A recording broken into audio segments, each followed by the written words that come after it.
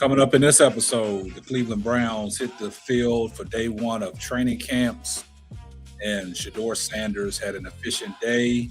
Sean Watson ends up throwing 2 picks. Dylan Gabriel gets an opportunity to throw 9 attempts. He threw an interception as well. And also, Taylor Green got some attempts. He had 5 attempts and completed 3 passes. And here we go again.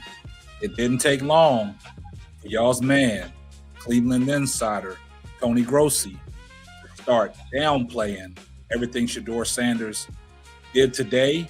But Todd Monken put a rest to that, and he told people why things look the way they look today in training camp. But we're going to talk about it coming up right after this. It's go time. Stand up.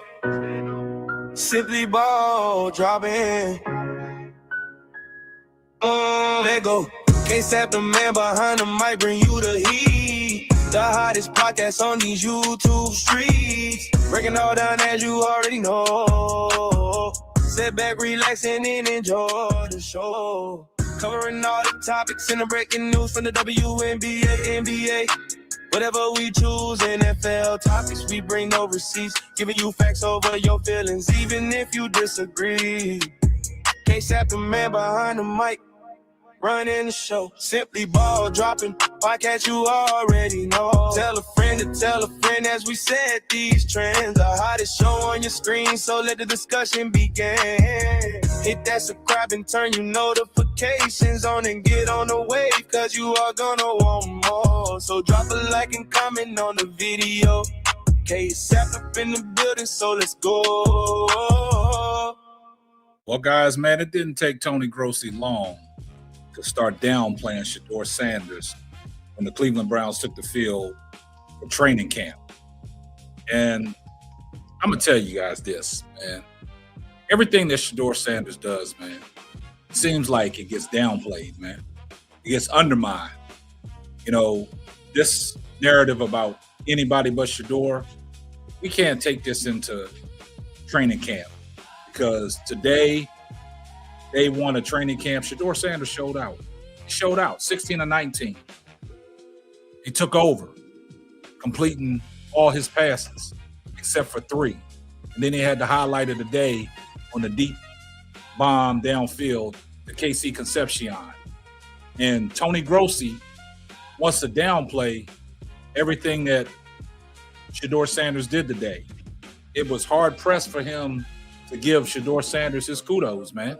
And Tony Grossi is at it again. And I'm like, Shedeur Sanders, here we go again. Tony Grossi had some things to say after day one of training camp. But before we get off into that, man, make sure y'all like, comment, subscribe on the video.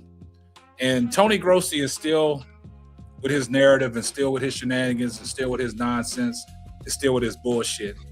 Tony Grossi, man, it just seems like, I mean, he doesn't like Shedeur Sanders.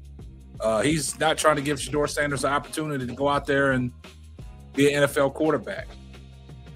Anytime he gets a chance to get a mic and speaks about Shedeur Sanders, basically everything is always negative. I mean, there's nothing that he gives Shedeur Sanders credit for. And if he does give him credit for it, does he really want to give him credit for it? So let's take a listen to what, Tony Grossi had to say after day one of training camp. Just pay attention to what Tony Grossi said. So listen up. Starts out day one with Deshaun Watson leading the number 1 team in 7-on-7 and team drills, 11-on-11. Watson actually threw back-to-back interceptions by turned in by Denzel Ward and the new cornerback, Damari Mathis, whereas Shedeur Sanders had a very efficient day, 16 of 19, a lot of short passes there, but he had almost a flawless day according to the numbers. Now, you heard what Tony Grossi had to say.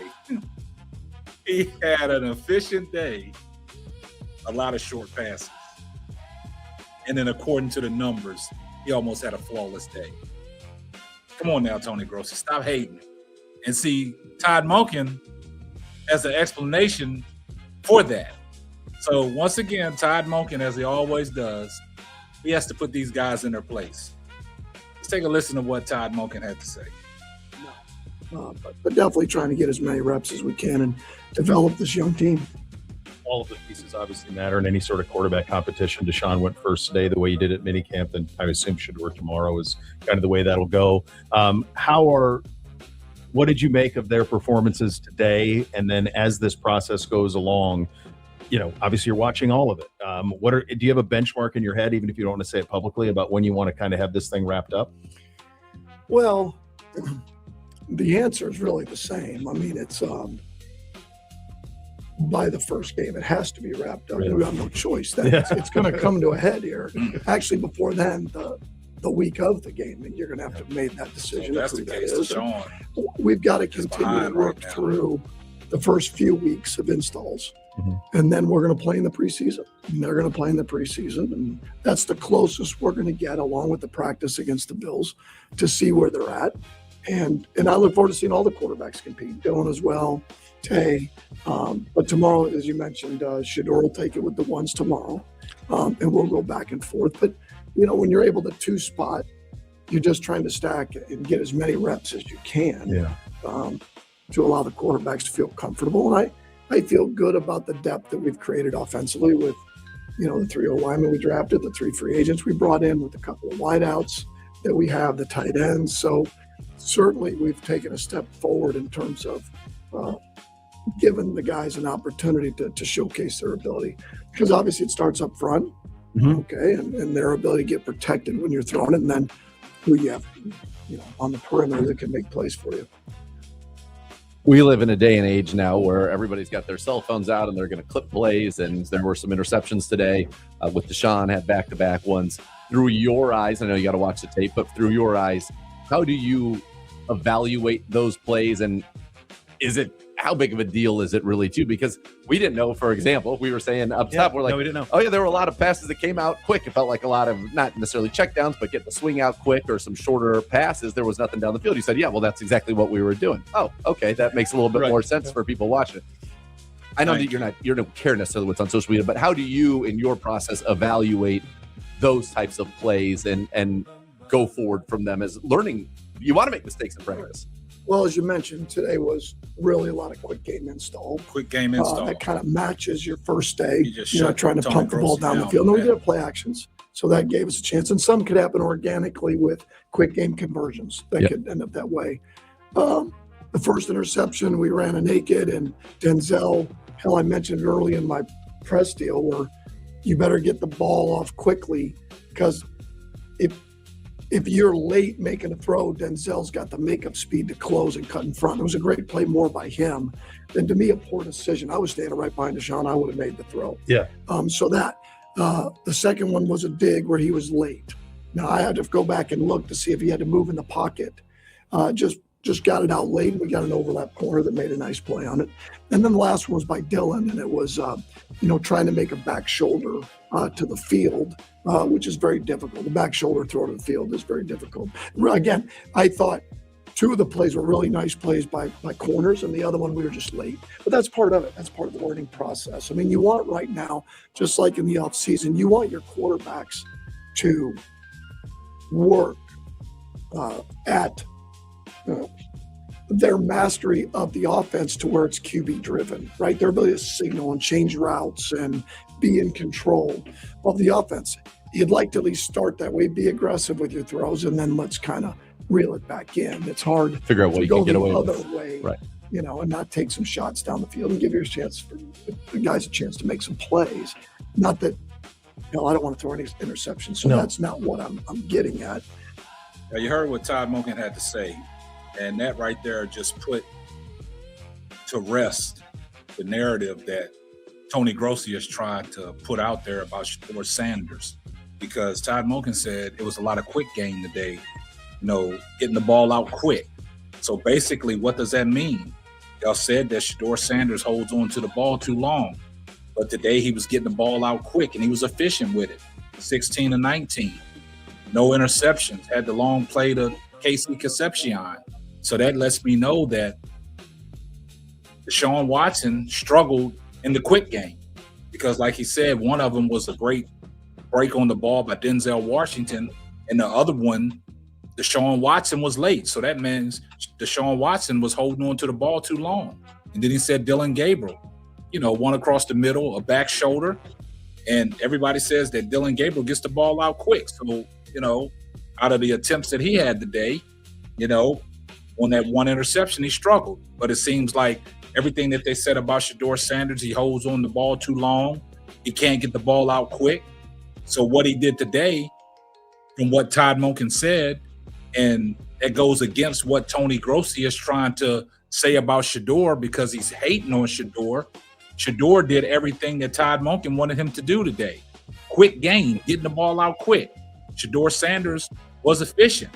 So by looking at, this quarterback tracker, that shows that Shedeur Sanders was efficient in the short game today. Quick passes, getting the ball out quick. 16 of 19. Only misread on 3 passes. No TDs, no interceptions. Look at Deshaun Watson in the quick game. 12 of 22. 2 interceptions. Dylan Gabriel, 7 of 9. 1 interception. Even Tellen Green came in there, 3 of 5. No TDs and no interceptions. But when we talking about what y'all said that Shedeur Sanders wasn't capable of doing, the quick game and things like that, it seems like Shedeur Sanders, he was efficient in the quick game. So if that's something that y'all said that Shedeur Sanders can't do, get the ball out quick, he holds on the ball too long, I beg to differ. Today, he showed Todd Monken everything that people said he couldn't do. And everything that Todd Monken asked the Shedeur Sanders to do in day 1 of training camp, Shedeur Sanders was great at it. And Tony Grossi is still hating the fact that Shedeur Sanders is making him eat crow every time he goes out there. Tony Grossi is back at it again, hating on Shedeur, creating these narratives, and that's a sad thing, man. Y'all get down in the comment section. I see everyone in the comment section, #salute. Make sure you like, comment, and subscribe, and turn on your post notifications so you will know every time I drop a hot banger. Oh yeah, just in case I forgot, tell a friend to tell a friend. It might not be for you, but it might be for them. And that will wrap up another episode of the Simply Ball Dropping Podcast. I'm your host and the man behind the mic, K-Sap. Catch you on the next one. Deuces.